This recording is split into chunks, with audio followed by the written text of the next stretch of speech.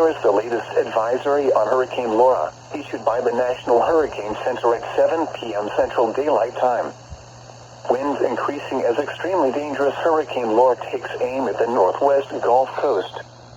Catastrophic storm surge, extreme winds, and flash flooding expected along the northwest Gulf Coast tonight.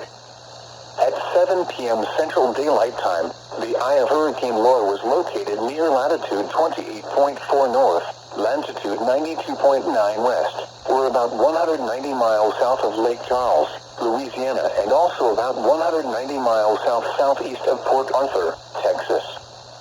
Laura is moving toward the north-northwest near 15 miles per hour.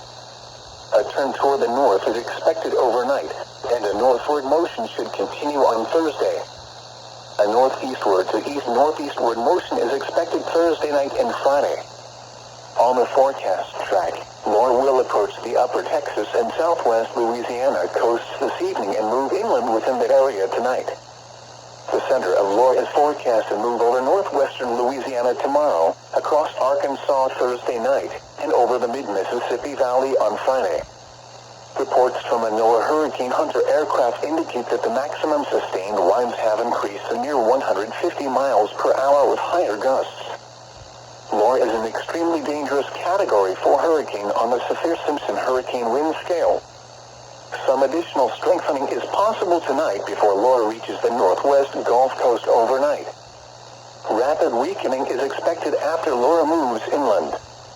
Hurricane force winds extend outward up to 60 miles from the center, and tropical storm force winds extend outward up to 205 miles.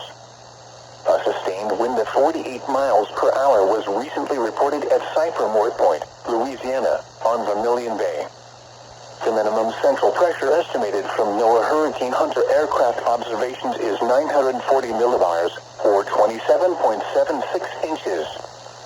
The next advisory on Hurricane Laura will be issued by the National Hurricane Center at 10 p.m. Central Daylight Time. This is your NOAA weather radio station KHP40, operating on a frequency of 162.55 megahertz from the National Weather Service Office in League City, Texas. The transmitter and antenna for this station are located in Hitchcock, Texas. Here is the latest tropical weather outlook for the North Atlantic, Caribbean Sea, and the Gulf of Mexico, issued by the National Hurricane Center at 7 p.m. Central Daylight Time.